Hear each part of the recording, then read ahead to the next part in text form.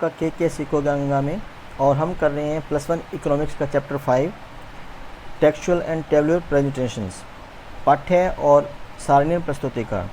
तो इसके multiple choice questions कर रहे हैं। तो स्टार्ट करते हैं।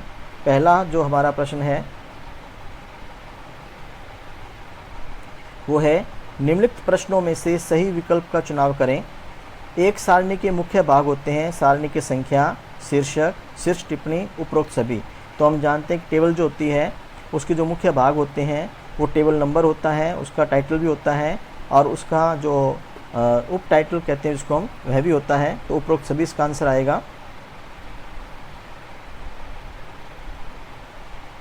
सेकंड,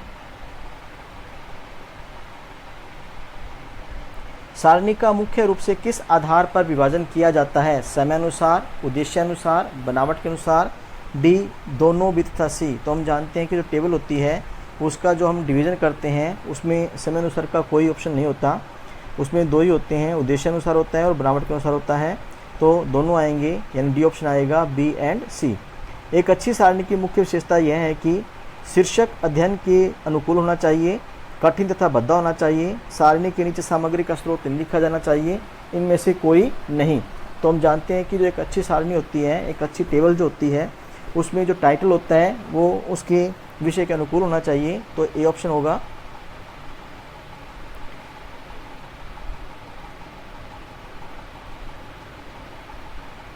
क्वेश्चन नंबर 4, जटिल सारणी के मुख्य प्रकार हैं। तो एक जो जटिल सारणी होती है उसके मुख्य प्रकार कौन कौन से होते हैं? वह द्विगुणी हो सकती है, त्रिगुणी हो सकती है, बहुगुणी हो सकती है। तो सी ऑप्शन होगा इसका। जब आंकड़ों को समय के अनुसार वर्गीकृत किया जाता है तो यह कहलाता है, जब हम आंकड़ों को टाइम के अनुसार क्लासिफिकेशन करते हैं उसका, तो उसको हम अस्थायी वर्गीकरण कहते हैं। डी ऑप्शन होगा इसका। फिलअप्स, आंकड़ों के संकलन तथा व्यवस्थीकरण के बाद आंकड़ों के डैश की आवश्यकता होती है। जब हम आंकड़ों को संकलित कर लेते हैं और उनको व्यवस्थीकरण भी कर लेते हैं तो उसके बाद आंकड़ों के प्रस्तुतिकरण की आवश्यकता होती है कि हम आंकड़ों को प्रस्तुत कैसे करें। सारणीय डैश का एक क्रमबद्ध तथा व्यवस्थित प्रस्तुतिकरण है। जो हम टेबल बनाते हैं तो टेबल में क्या होता है, आंकड़ों का प्रस्तुतिकरण होता है, और इसके प्रस्तुतिकरण में हम क्या करते हैं, संख्यात्मक जो आंकड़े होते हैं उनको प्रस्तुत करते हैं। प्रत्येक सारणी में संख्या के बाद सबसे ऊपर उसका डैश दिया जाना चाहिए। जो हमारी टेबल होती है, टेबल में संख्या के बाद उसके बाद सबसे पहले हम क्या देते हैं, उसका टाइटल देते हैं जिसको शीर्षक बोलते हैं। सारणी में दिए गए आंकड़ों के स्पष्टीकरण के लिए डैश देने की आवश्यकता होती है। जो भी हम आंकड़े देते हैं, अगर कोई आंकड़ा हमारा अधूरा है टेबल में और वो पूरा नहीं हो रहा, और उस अधूरे आंकड़े को कि आंकड़ा हमने कहाँ से लिया है या वो आंकड़ा अधूरा है, तो उसको क्लियर करने के लिए हम एंड में क्या देते हैं, टिप्पणी देते हैं। बनावट के अनुसार जटिल सारणी के डैश प्रकार होते हैं। तो बनावट के अनुसार जो जटिल सारणी होती है वो 3 प्रकार की होती है। अभी हमने बात की थी, द्विगुणी, त्रिगुणी और बहुगुणी। प्रश्न नंबर 6, सारणी द्वारा आंकड़ों को डैश स्थान में प्रस्तुत किया जा सकता है। जो टेबल होती है उसमें हम कम स्थान में आंकड़े प्रस्तुत कर सकते हैं। सांख्यिकी आंकड़ों को सारणी के रूप में प्रस्तुत करने की क्रिया को डैश कहते हैं। जब हम आंकड़ों को सारणी के द्वारा, टेबल के द्वारा प्रस्तुत करते हैं तो उसे हम सारणीयन बोलते हैं, टेबुलर बोलते हैं। व्युत्पन्न सारणी में आंकड़ों को डैश आदि के रूप में प्रस्तुत किया जाता है, मौलिक या प्रतिशत के रूप में। तो जब हम व्युत्पन्न सारणी क्या होती है, हमारी डिराइव्ड टेबल होती है, जो हमारी मौलिक सारणी होती है उससे हम ये सारणी बनाते हैं, तो इसको हम प्रतिशत के रूप में डिनोट करते हैं। यह हमारी मौलिक सारणी नहीं होती। Now next is true and false.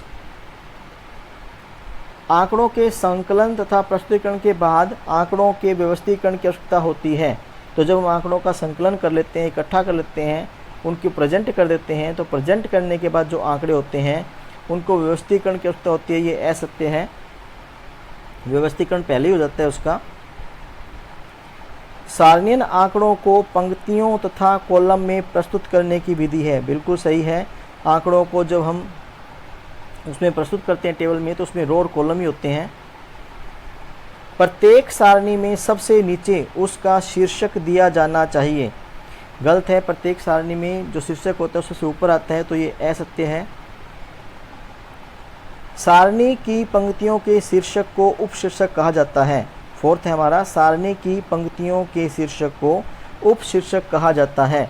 तो सारणी की जो पंक्तियां होती हैं उनके शीर्षक को उपशीर्षक कहा जाता है। सत्य है ये, उनको उपशीर्षक कहते हैं हम। एक अच्छी सारणी में शीर्षक अध्ययन के अनुकूल होना चाहिए, ये भी सत्य है।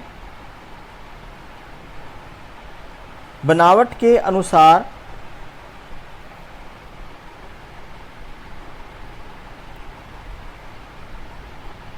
जो फोर्थ था उसमें असत्य होगा।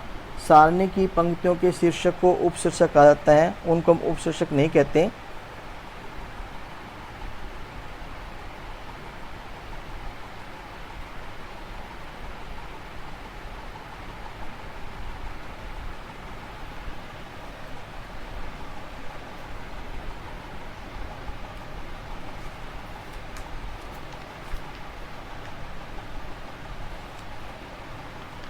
उनको हम पंक्ति शीर्षक कहते हैं। नाउ नेक्स्ट इज, एक अच्छी सारणी में शीर्षक अध्ययन के अनुकूल होना चाहिए, सत्य है ये। बनावट के अनुसार सारणी के दो प्रकार होते हैं, सरल तथा जटिल।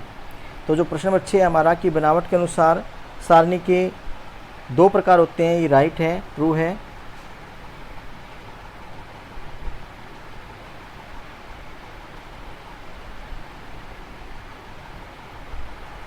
नाउ सेवंथ, कठिन विश्लेषण सारणीय प्रस्तुतीकरण का मुख्य गुण है।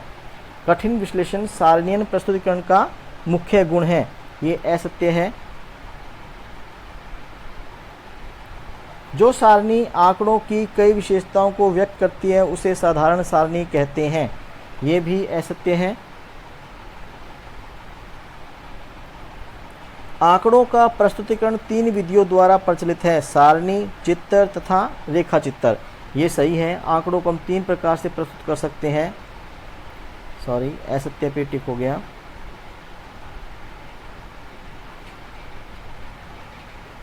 ये आंकड़ों को हम 3 प्रकार से प्रस्तुत कर सकते हैं, सारणी के रूप में, टेबल के रूप में, डायग्राम के रूप में और लाइन डायग्राम के रूप में। Thank you.